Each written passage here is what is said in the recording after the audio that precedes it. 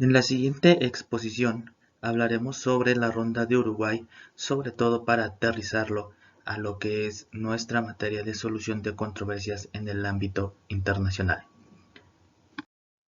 Antes de entrar de lleno al tema que nos ocupa, debemos decir ciertos antecedentes que nos permitirán comprender el contexto del tema principal. Actualmente, los países dependen del comercio internacional para el desarrollo económico y bajo el mismo principio, como inició el trueque dentro de las comunidades, satisfacer necesidades básicas que su población posee. Este comercio se refiere a las importaciones y exportaciones, inversión directas, financiación internacional, mercadeo, entre otras, las cuales se realizan mundialmente y participan en ellas las diferentes comunidades. Cabe señalar que estos intercambios también se ven afectados por cuestiones políticas, sociales, naturales, que sufren las naciones a lo largo de su historia, tales como desastres naturales, revoluciones e incluso guerras mundiales, que son sucesos que han marcado los lineamientos en la forma en la que se van a desarrollar esas transacciones internacionales. No obstante, el comercio internacional se produce debido a que ningún país es autosuficiente, es decir, siempre va a necesitar de otro país debido a que cada país posee cierta ventaja competitiva y que no es siempre la misma que su país vecino. Esto es uno de los fundamentos básicos del comercio internacional, sin olvidar que las naciones tienen la necesidad de colocar los excedentes de bienes, servicios e híbridos con los que cuenta una región a cambio de aquellos de los que carece. Se debe decir que estas actividades se proyectan para que logren un desarrollo y beneficios económicos para las partes involucradas y bajo un ambiente armónico, lo cual por lo regularmente pasa.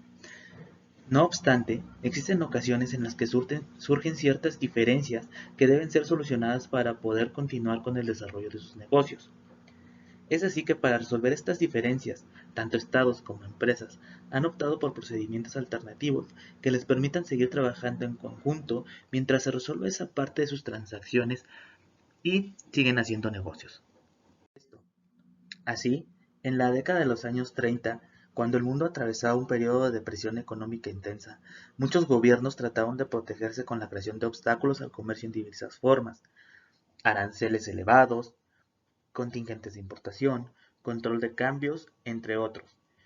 Durante la Segunda Guerra Mundial, se hizo patente el riesgo de que estas restricciones gravitaran sobre todos los países de manera permanente, si no se intentaba, mediante esfuerzos estratégicos, restablecer lo más pronto posible el sistema de intercambio multilateral que unía a las diversas naciones antes de dicha depresión económica. Así, el Acuerdo General sobre Aranceles Aduaneros y Comercio es el fruto principal de los esfuerzos realizados en este sentido. Así, se debe mencionar que después de la Segunda Guerra Mundial, muchas naciones se encontraban destruidas y necesitaban adquirir bienes de consumo e insumos en los mercados internacionales, pues dadas sus particulares circunstancias difícilmente podían producir los satisfactores que requerían. Es así como en 1944, aún antes de finalizada la Segunda Guerra Mundial, en las reuniones de Bretton Woods, donde se acordó un sistema monetario y surgieron el Fondo Monetario Internacional y el Banco Mundial. En aquel momento se propuso además la creación de una tercera institución que se ocuparía de la esfera del comercio, en la cooperación económica internacional, la Organización Internacional del Comercio. Pero este proyecto no fue concretado y fue reemplazado por un Acuerdo General sobre las Tarifas y el Comercio, conocido por sus siglas en inglés como GATT, General Agreement on Tariffs and Trade. Es así como el 30 de octubre de 1947, 23 países firmaron el Acuerdo General sobre Aranceles Aduaneros y de Comercio, GATT, en el Palacio de las Naciones en Ginebra. En el acuerdo se recogían las concesiones arancelarias convenidas en las primeras negociaciones comerciales multilaterales y un conjunto de normas destinadas a evitar que dichas concesiones fueran anuladas por la adopción de medidas restrictivas del comercio. Las 23 partes contratantes fundadoras eran miembros del Comité Preparatorio, establecidos por el Consejo Económico Social de las Naciones Unidas en 1946 para redactar la Carta de la Organización Internacional del Comercio. La OIC debía ser el último elemento de una tríada de organismos económicos de la posguerra. Los otros dos eran el Fondo Monetario Internacional y el Banco Internacional de Reconstrucción, que posteriormente fue conocido como el Banco Mundial, todos ellos dedicados a la cooperación económica internacional. El GATT se concibió como un instrumento provisional que permitía poner en vigor las disposiciones de política comercial de la OIC. En noviembre de 1947, las delegaciones de 56 países se reunieron en La Habana, Cuba, a fin de considerar el proyecto de la Carta de la OIC en su conjunto. En marzo de 1948, después de unas largas y difíciles negociaciones, 53 países firmaron el acta final, por lo que se autenticaba el texto de la Carta de La Habana. Sin embargo, los gobiernos no se comprometieron a ratificarlas y finalmente la OIC no vio la luz, con lo cual el Acuerdo General quedó como único instrumento internacional que reglamentaba el desarrollo del comercio mundial. Así, desde 1948 hasta 1994, el Acuerdo General sobre Aranceles Aduaneros y Comercio estableció las reglas aplicables a una gran parte del comercio mundial, y en este espacio de tiempo hubo periodos en los que se registraron algunas de las tasas más altas de crecimiento del comercio internacional. A pesar de su apariencia de solidez, el GATT fue durante esos 47 años un acuerdo y una organización de carácter provisional. El contenido del GATT puede resumirse en 5 principios fundamentales. 1. La supresión de toda discriminación. 2. Estabilidad en las concesiones arancelarias. 3. Eliminación de restricciones cuantitativas. 4. Suspensión de las demás formas de protección. Y 5. Solución de controversias. Estos principios fundamentales estaban basados en otros principios que, digamos, regían esas relaciones internacionales, como el de A. No discriminación. B. Reciprocidad. C. La igualdad de los estados. Y D. La reducción y eliminación de aranceles y tarifas.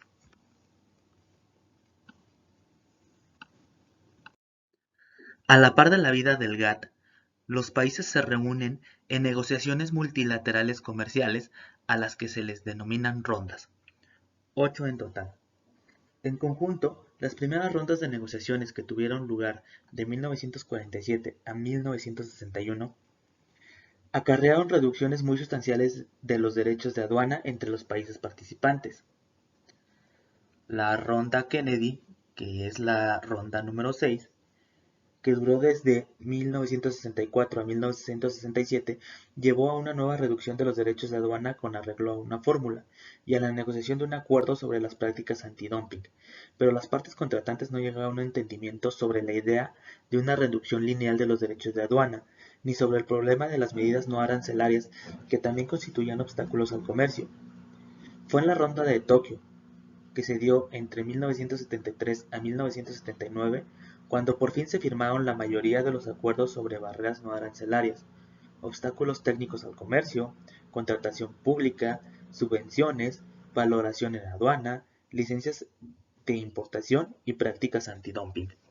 Y por último se da la ronda Uruguay, o ronda de Uruguay, que es el tema principal de esta exposición.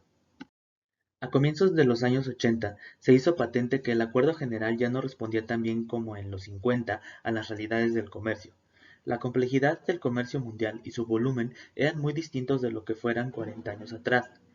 Conforme avanzaba la globalización de la economía, las inversiones internacionales experimentaban un crecimiento sin precedentes, y el comercio de servicios, que no estaba cubierto por las normas de GATT, empezó a tener un gran interés para un número cada vez mayor de países.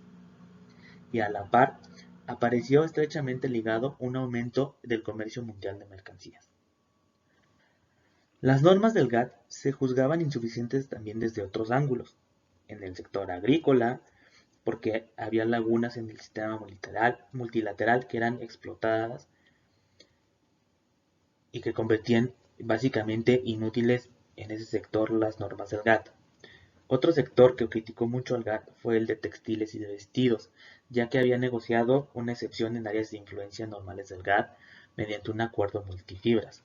Todos estos factores bastaron para convencer a los miembros del GATT de la necesidad de hacer un esfuerzo renovado para fortalecer y ampliar el sistema multilateral.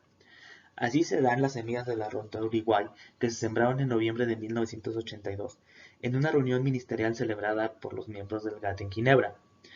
Aunque los ministros se proponían iniciar una nueva e importante serie de negociaciones, la conferencia se atascó en la cuestión de la agricultura y fue considerada en general un fracaso. En realidad, el programa de trabajo convenido por los ministros sirvió de base a lo que iba a convertirse en el programa de las negociaciones de la Ronda de Uruguay.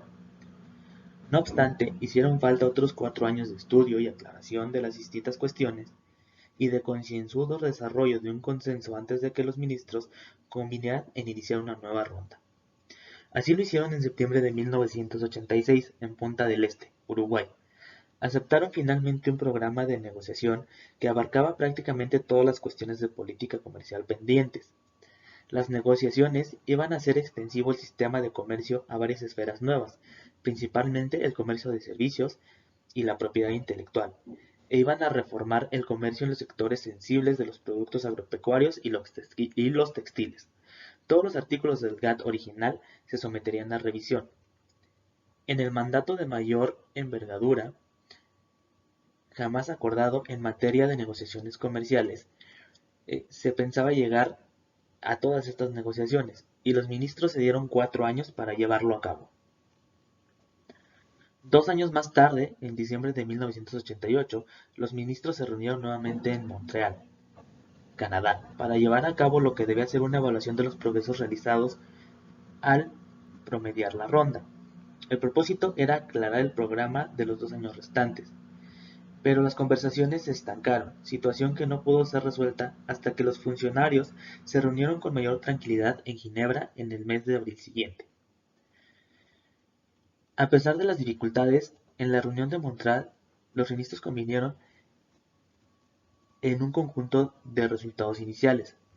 Entre ellos figuraban algunas concesiones en materia de acceso a los mercados para productos tropicales, encaminadas a ayudar a los países en desarrollo, así como un sistema de solución de controversias modernizado, y el mecanismo de examen de las políticas comerciales que preveía los primeros exámenes amplios, sistemáticos y regulares de las políticas y prácticas comerciales de los países miembros del GATT.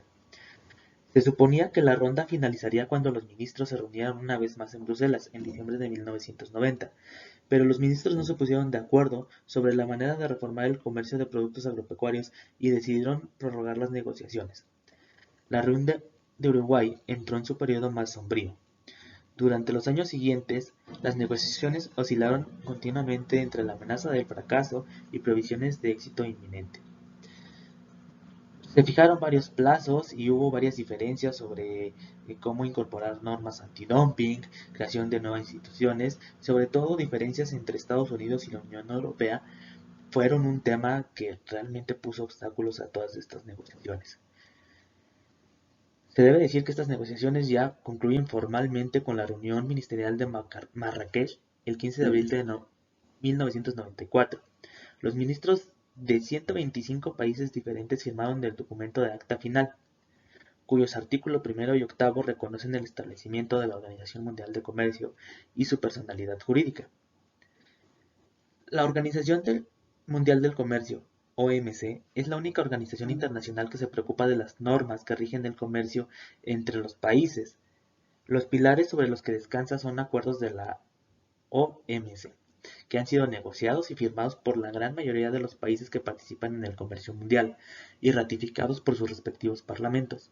El objetivo de ella es ayudar a los productores de bienes y servicios, los exportadores y los importadores a llevar adelante sus actividades y puede entenderse como una organización para la apertura del comercio o como un foro para que los gobiernos negocien acuerdos comerciales.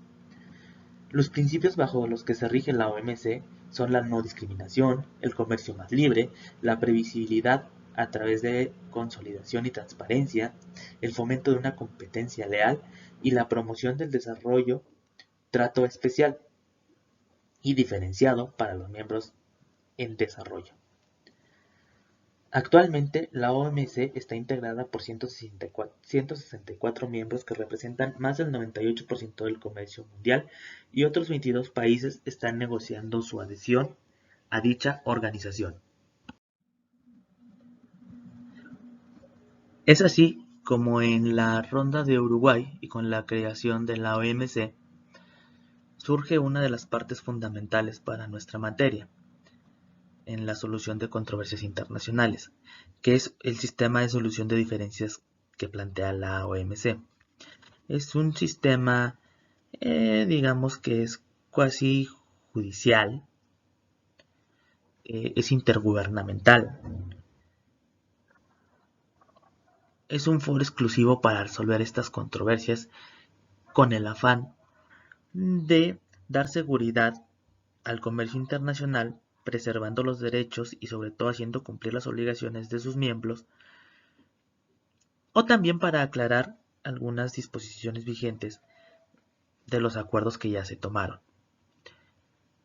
Este cuadro que vemos en la presentación fue uno de los primeros trabajos que presentamos en la materia.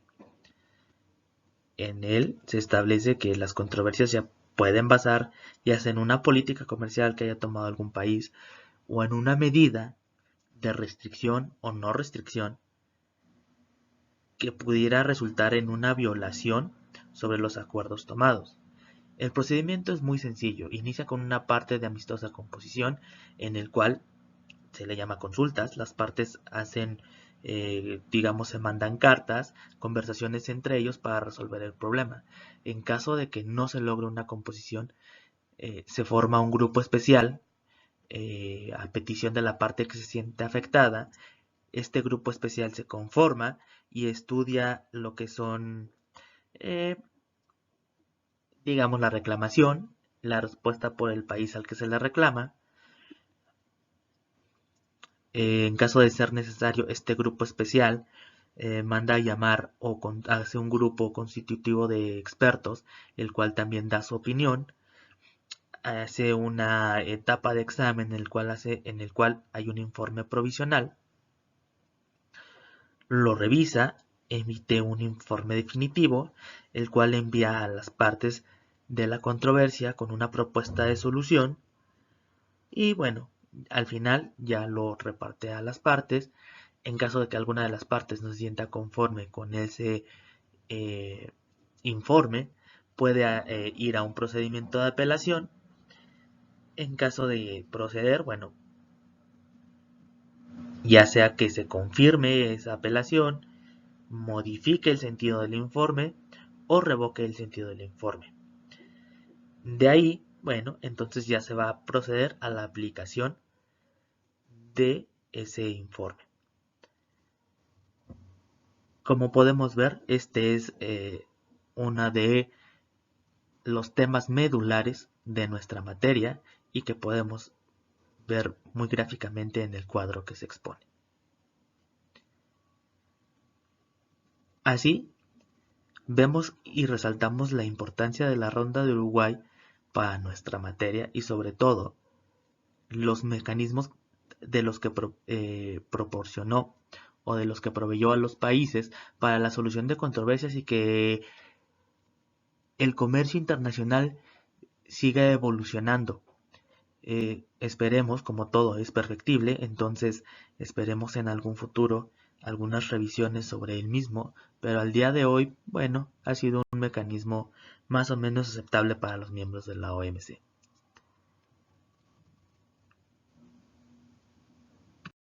Con esto concluiríamos lo que es la exposición de la Ronda de Uruguay. En la presente lámina podrán ver la bibliografía que se tomó en cuenta para esta exposición. Agradezco su atención.